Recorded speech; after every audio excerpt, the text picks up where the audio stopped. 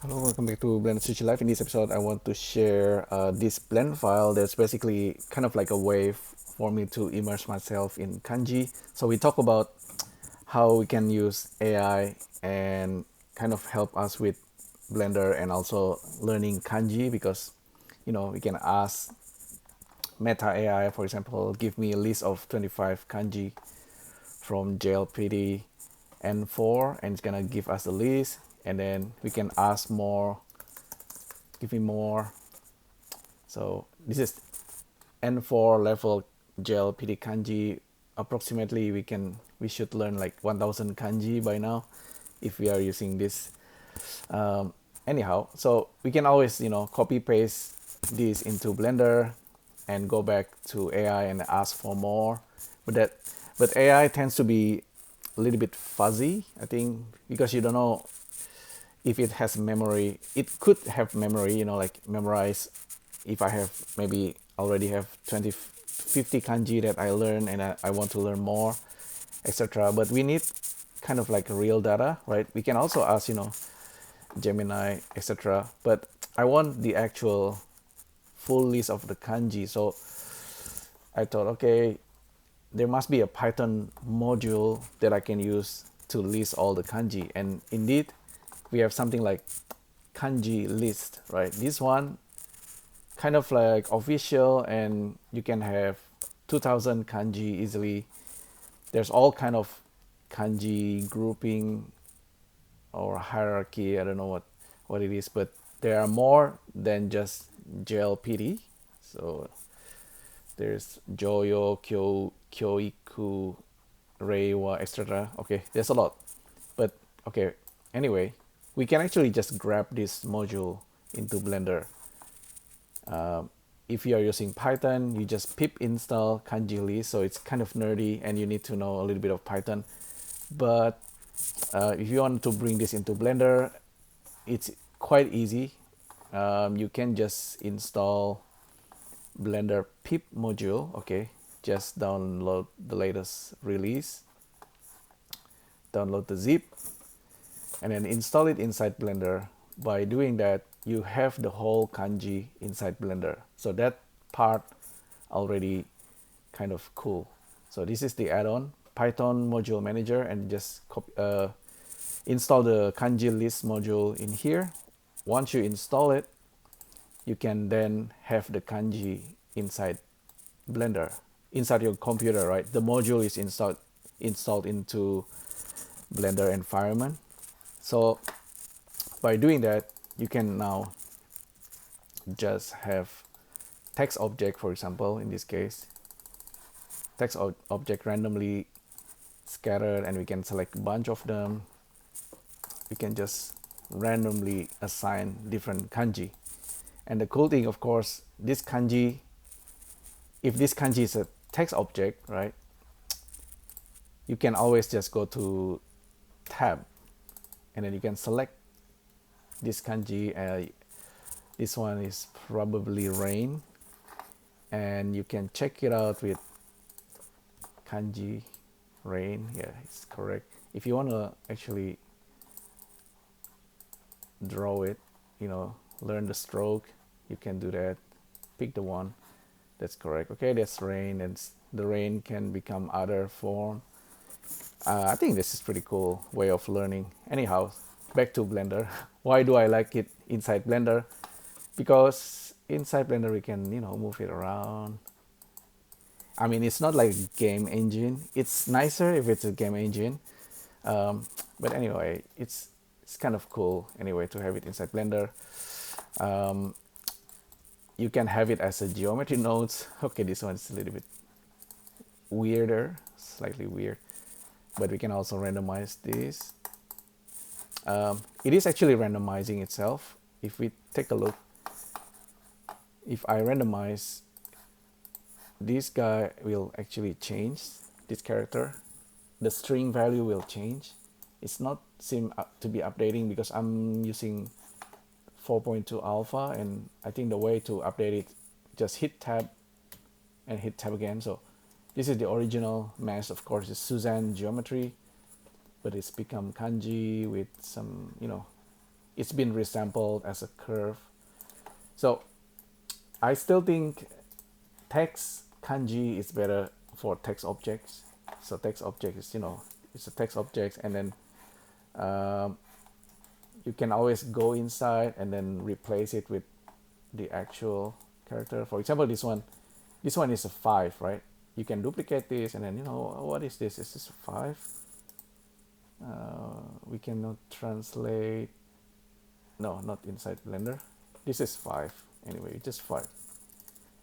We can actually have like some kind of interactions because we have the data. Okay, this is a kanji for 5, and we have this letter 5 now in English because we understand that's 5. This one is rain.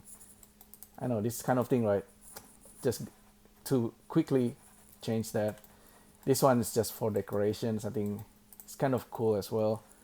And because this is Blender 4.2, we can have this thin film like, so we can have like like a balloony kanji kind of thing. It's just for style. I thought it's kind of funny looking, interesting. So yeah, the way it works, if you want to get a little bit deeper. So once we install the Kanji List, we have the module inside Blender. So if you go to the terminal console inside Blender, we can write down from Kanji List, import JLPD, for example, and then if we type in JLPD, it's gonna give us all the JLPD kanji, 2000 or more something. But we can also type in JLPD N5.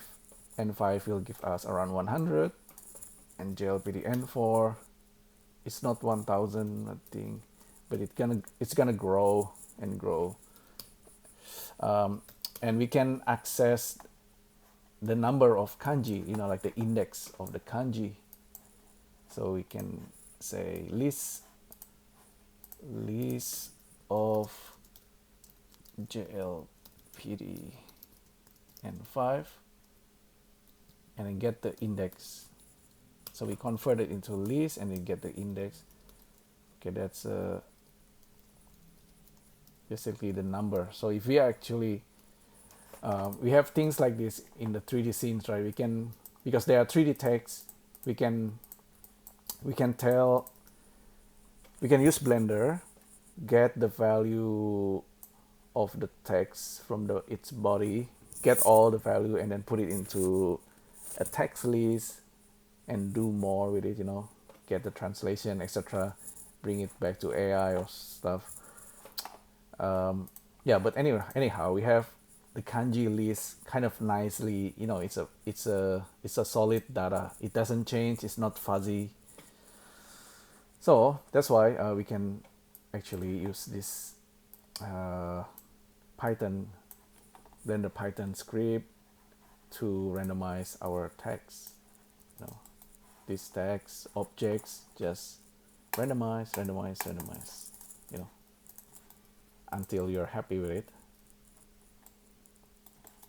And if you want, of course, you can use grease pencil and then draw it as well to understand the strokes. So within the blend files, you kind of have a little app. It's a little bit interactive, but it's very, very geeky, like nerdy inside Blender, right? And then you can have Python just to control all of this.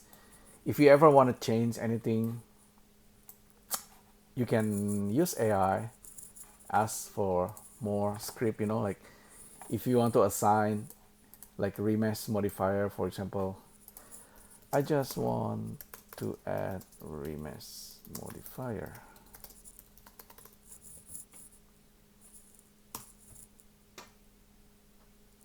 Yeah, see, get active objects, assign remesh modifier. So this is a text object, create new file, just assign remesh modifier.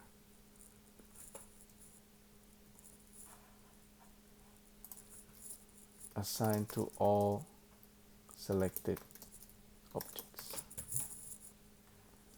get objects, get object context active objects, or for each selected objects, assign remesh modifier. So assign remesh modifier. It looks like that because we need to change the voxel size with voxel size set to 0.01.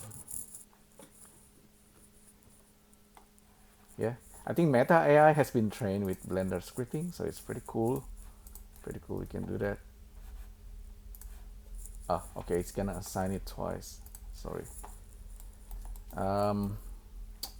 Get rid of all of that. Just assign it. Now each of this object has been assigned remesh modifier.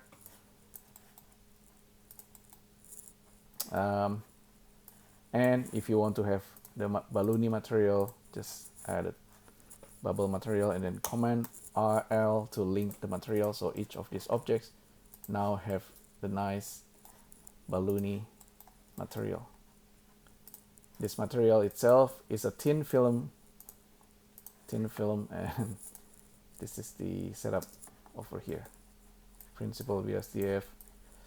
We can use Fresnel on the metallic IOR. Don't worry about that. But let's take a look.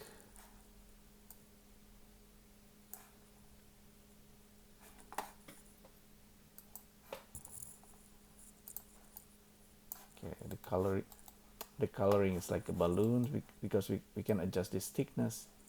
It's gonna give us different slight colorations, like film, like a balloon for each of the kanji character. It just looks prettier. And with geometry nodes, of course, this one is a little bit funnier because it has this geometry nodes thing that's, so it's taking a string value of this, the kanji value goes inside, it's become a curve. We can adjust the size, and then we can resample the curve. If we make it like that, it looks like a, like a kind of bad writing of kanji, like a simplified, like. But one issue with string curve inside geometry nodes is that you get this whole, I haven't figured out how to fix this actually. It fills the curve, but when it's like a compound curve, it's kind of making a hole. So maybe, I have a feeling I need to realize instance here or not.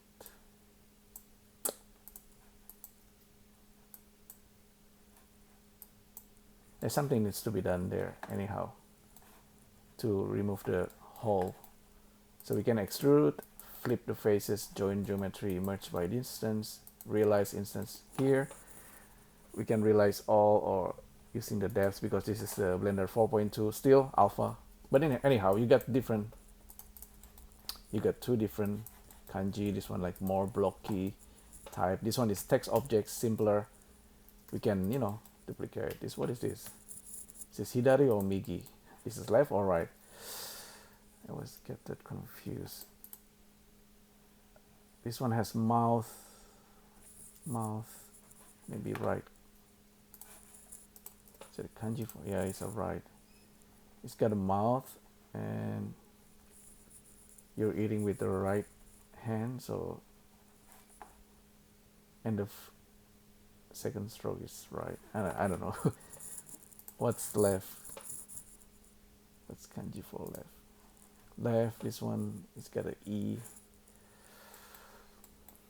Yeah, that's the kanji for left. Anyhow, it's my brain is just a little bit funny, but so that's how I immerse kanji into one blend files, and I incorporate some kind of scripting. So basically you can script endlessly, infinitely scripting in 3D, but we basically have like a 3D sculpture, right? Sort of, and this guy, if you really want to, this guy is a text been remeshed. Okay, it looks nice. If you right click, convert this into a mesh, you can sculpt it. I always like doing this. Don't know why, but it's fun. You can inflate it, so it's more like balloony. Maybe not too much, just a little bit. And yeah, if you really want to, you can always sculpt on this. Okay, this is you can place the stroke on this kanji, you know, like anyway, that's another thing. And you can also paint on this guy, make it colorful. Right click, change the color, right click, change the color. Yeah, you can do anything, you know. In fact, okay, even maybe this guy, which kanji? Okay, this one. Right click, convert to mesh, sculpt mode, cloth, filter, expand it. Yeah, right. And you can use the, what is this one? Oh, face set.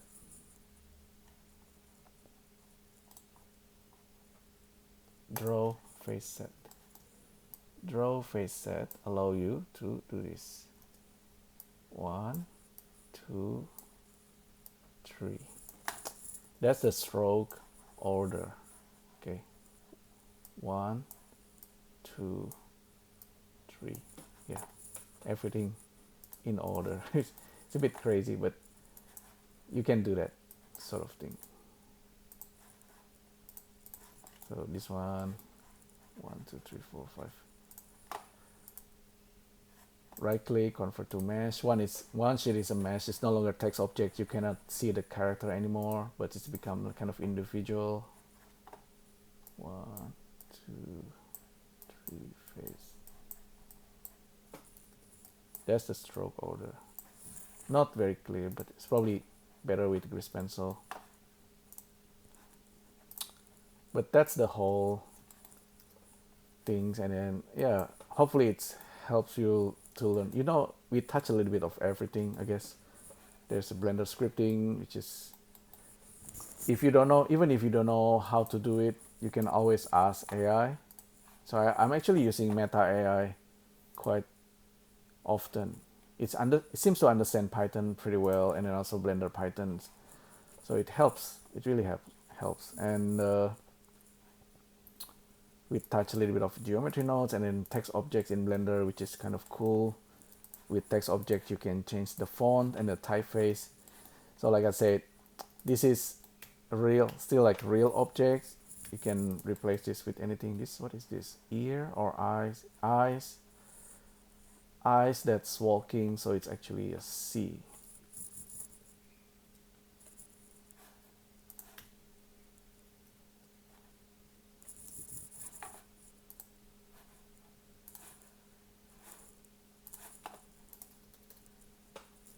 Yeah, I think C, hopes, chance, idea, opinion.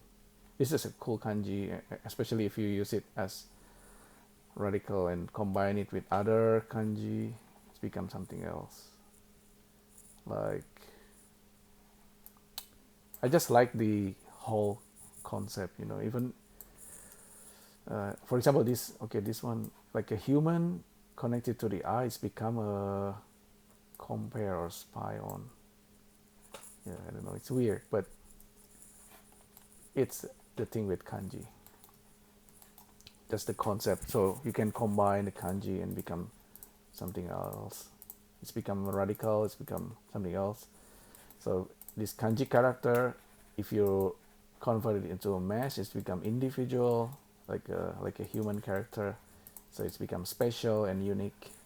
It's no longer like a blocky kanji. But there's a whole philosophy behind it. I can talk keep talking about it. But anyhow, hopefully you find this interesting. And yeah, like a blend files can contain like kanji learning. It's just mind blowing, right? I don't know. It's amazing. I think the AI also helps with this a lot. You can of course just use Python and just use the kanji and see. I asked AI if I want to play around with kanji inside Blender. What you should make kanji sculpture. Try make interactive kanji lessons, kanji city, animated kanji, puzzle art, data visualization, mini games, storytelling, generative art. Yeah, that's what Blender can. Maybe I think a game engine could be better and interactive, and if you can incorporate like a multiplayer, if you really want to, or just you and the kanji, that's also fine. But yeah, it's kind of a method of learning.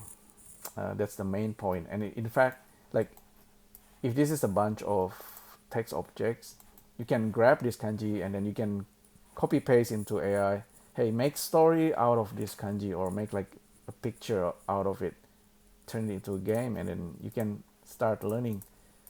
The AI will do it for you anyway. Like this. Maybe I should do one more thing. It's just like I'm just improvising. Blender scripting. I have a bunch of text object. I want to just grab the value from its text body.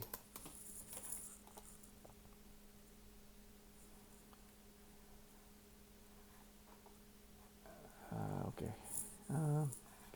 Okay. It's printed out the text. It's gonna print out the text. Select the text. Print it out. Okay. We can't see the printout. I have to do something. When opening Blender in Mac, you just run it from here. By doing that, you have this little terminal. So if you reopen the kanji, so we have a bunch of text. Get the text object font, get the text data, and then print it out. You gonna get a printout. Okay, for example, this is kanji, right? And I have a list of kanji below. I want to learn the meaning, have it as a story, and also in English translation. I don't know if it's gonna do that for us. We give a list, okay. Right, we have 3. Okay, it's giving us something. You are on a journey to the south. Okay, this is kanji for the south. Searching for gold. After 3 days of kanji, you meet a wise mother, teach you a big dreams. We can also find out what is dreams, what is kanji for dreams. We can, yeah. She shared a story. This is not a story. Anyway, story about a long winding road ahead of fight. Continue your journey. You will encounter 2 friends will join you. Together you face a rainstorm, but your right decision leads you to the 10,000 years. This is 10,000 kanji for 10,000. You're gonna you find a year-old scroll for treasure, and then you actually learn kanji. So that's pretty cool idea, I guess. So I just use Blender as a source of, put them all here. This is the story. We can actually, if you use Palladium Blender, Palladium is a bit kind of like a huge concept. I still haven't managed to make this running inside Blender, but this can turn text. So this is like a bunch of lines of text for a story. This text can be turned into image to tell a story. Maybe, right? Maybe. Draw, generate image from here, from that sentence. You are on a journey. You are like a hero character on a journey to the south, searching for gold treasure. Yeah, this is the imagery that's being generated by AI, and you kind of have it in your ideas, and you're starting to look at this. Okay, I want the kanji for this treasure. I want the kanji for the mountain and the tree and the road. It's a bit more random and fuzzy again. It's journey to the south, so it's probably going downhill. But anyway, it's the crazy thing. I think it's gonna be endless journey, so infinitely. But I think the journey is the destination. So even though you don't know the final ending, but like One Piece anime, you don't know the ending, but the journey is the destination. So you these ways to immerse yourself within Blender and AI and whatever you want to learn. I think it's really powerful. Hopefully you find this idea useful. Thanks again for tuning in, and I'll see you in the next video. Thank you. Bye.